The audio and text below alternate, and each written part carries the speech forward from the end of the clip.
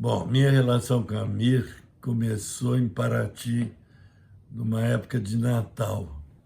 Eu me lembro que ele foi me visitar em casa, que a gente tinha casa em Paraty, e levou um remo de presente para mim, que ele gostava muito de canoa, então me deu um remo.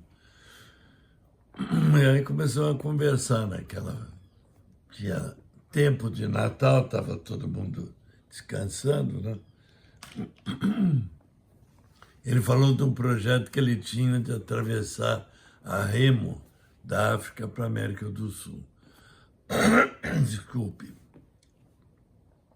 Então eu falei, poxa, interessante, mas você quer fazer? Ah, eu quero, estou pensando no barco, como é que é e tal. E aí eu falei, olha, se você quer de verdade, eu tenho uma empresa da área de comunicação e evento, né? E além da editora, eu tinha uma empresa chamada EdTV, que fazia eventos. Eu falei isso para dizer que eu falei para o Amir, eu tenho uma empresa de eventos, que se você quiser mesmo, a gente faz acontecer. Para ele não achar que era uma brincadeirinha, né? E aí falei, bom, você vira um cliente da nossa empresa EdTV e nós vamos fazer um plano geral de comunicação e tudo, e de, como é que chama, patrocínio, para você viabilizar esse teu sonho aí, né? E assim foi feito. Ele começou a ir lá no escritório, a gente preparou um monte de coisa, preparou material de promoção, etc e tal. Enquanto isso, ele ia construindo o barco, que era um barco feito especialmente para ser remado, pegar o mar pesado, podia capotar, que não acontecia nada e tal. Uma coisa extremamente bem feita. A alimentação foi uma empresa do Paraná que fez, se não me engano, chamava Nutrimental. Então era uma comida toda preparada para durar o tempo que a travessia durasse, né? E assim foi feito. Aí nós começamos a procurar patrocinador para ele. E então eu trabalhei, eu me lembro bem, que um dos patrocinadores possíveis, que ganharia o nome do barco, imagine, foi a Refinações de Milho Brasil, que tinha um produto deve ter até hoje, de energia, chamado Caro, com K, né? E esse produto era específico, porque era para dar força para o cara, baseado no milho, né? Que é a Refinação de Milho Brasil. O Caro era feito com milho. E o cara, depois de muito pensar lá, o diretor de marketing respondeu que não queria, né? Paciência. Até que nós vendemos para uma companhia de importação e exportação, chamada IAT. E o barco do Amir ficou com só 2 nomes escritos na proa. E por que a Caro não queria? Bom, eu volto depois para cá, exatamente. Mas o IAT era uma empresa de comércio exterior, vendia aquelas armas da Embraer não, como chamava mesmo, uma fábrica de produto de tanques e tal, que era brasileira e vendia para o Oriente Médio. Ele ganhou muito dinheiro com isso.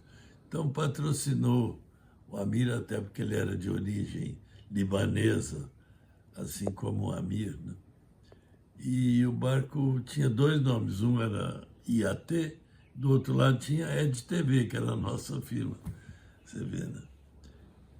E aí chegou a hora de ir, o Amir ficou até meio, assim, receoso de embarcar. A gente viu que ele, na hora H, ele ficou com medo normal, natural, humano, né? E ele pegou o avião para a Namíbia, já levando o barco, o IAT. A Namíbia é do lado da África do Sul, na África, né? Sul da África. E ele tinha estudado as correntes, então saía de lá e vinha em direção ao Brasil. O curioso é que a diferença entre remar e não remar, se estivesse na corrente certa, era coisa assim de, em 100 dias, era 5 dias ou 10 dias no máximo. Fazia diferença se o cara remasse ou se só deixasse o barco ir na corrente certa, né? E aí eu fiquei acompanhando o Amir. Naquele tempo era rádio amador que tinha. Não sei se você lembra o que é rádio amador. São os caras que têm estações de rádio amadoras, sem nenhum fim lucrativo, só para manter contato com outras pessoas do mundo, falando pelo rádio, porque naquele tempo só tinha telefone e o telefone era caríssimo. Você dava o interurbano para o Japão, você ia quase à falência, né? Então o rádio amador é que ia manter contato com ele. Ele saiu então da Namíbia e no primeiro dia de mar pesado o barco capotou. Quer dizer, todo aquele cuidado de impermeabilidade, quer dizer, não afundar porque virou, foi testado logo no início. O que foi um golpe para o Amir, né? Porque já pensou, você vai fazer uma viagem de continente a continente e na primeira vez sai no mar, vira, né? Mas ele continuou e no dia seguinte ele saiu e começou a remar e veio vindo em direção ao litoral, aquela corrente desembocaria como desembocou na Bahia, né? Como faz para dormir num barco desse, né? Por incrível que pareça, você tem que calcular períodos de sono muito curtos para não se surpreender com alguma ocorrência, né? Embora não tenha acontecido nada. Mas eu não me lembro exatamente quanto era, mas ele dormia assim, meia hora, né? E depois continuava a remar, e depois dormia mais meia hora, sempre com o cuidado de não ser surpreendido por nada, né? Curioso que ele não teve grandes problemas com baleia, com tubarão, com nada. A não ser, curiosamente, quando ele estava no fim da viagem, depois de quase 100 horas, né, remando, que uma baleia, quando ele estava chegando na costa da Bahia, uma baleia entrou por baixo e ele contou que aquele olhão da baleia ficou do lado dele, assim, subiu o barco, mas depois a baleia foi embora e não aconteceu mais nada. Mas curioso que só aqui nas costas da Bahia que a baleia resolveu dar uma brincada com ele, né? Bom, aí eu fui para a Bahia e, quer dizer, sempre falando com ele. E quando eu cheguei lá, arrumei uma lancha lá, o Chris Craft, e para encontrar com ele, né? Porque a gente não era como né, agora que tem GPS, mais ou menos sabia que o cara chegaria numa praia tal.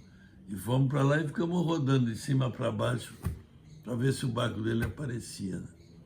De repente eu via o barco dele numa praia determinada lá. E aí ele já tinha entrado em contato com um cara que tinha um quiosque lá e já tinha descido, né? Mas depois ele voltou para o barco e quando a gente chegou, tem até uma foto minha segurando no barco dele. E o Amir estava lá, magro, né? Parecia um bacalhau de tão magro.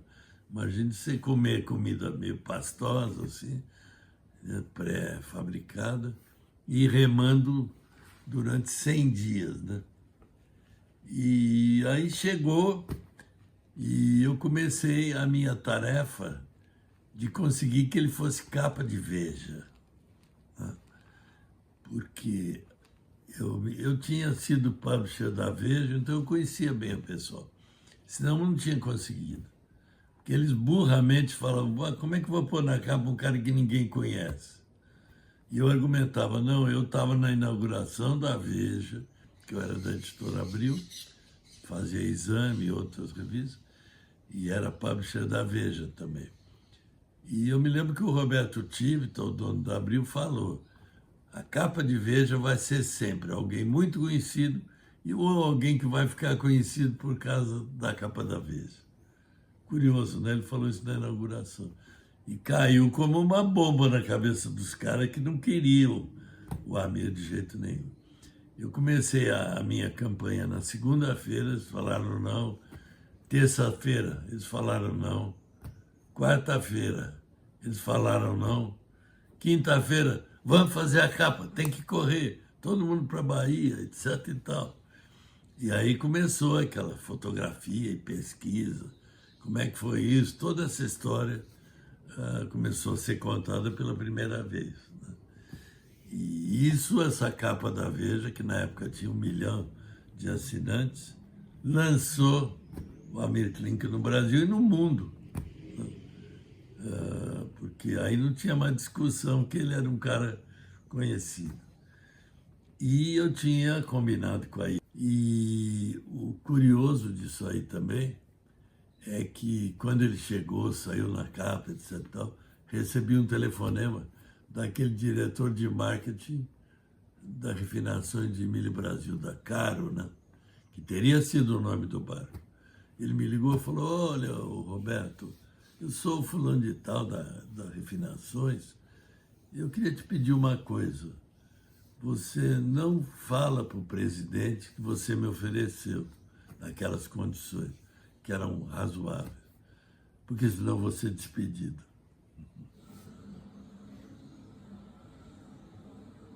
E depois ele se consagrou como um palestrante da maior importância. Eu dou todos os méritos para o Amir, um cara corajoso, pela primeira vez fez isso.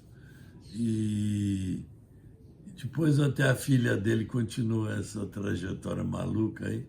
O Amir fez questão de não ajudar a filha, a não ser com conselhos eventuais, que fez o seu barco sozinha, que é o Sardinha, e acabou se também indo, no caso, para o Polo Norte, e lá na Groenlândia, ela também hibernou no barco, como o pai fez aqui no sul do continente.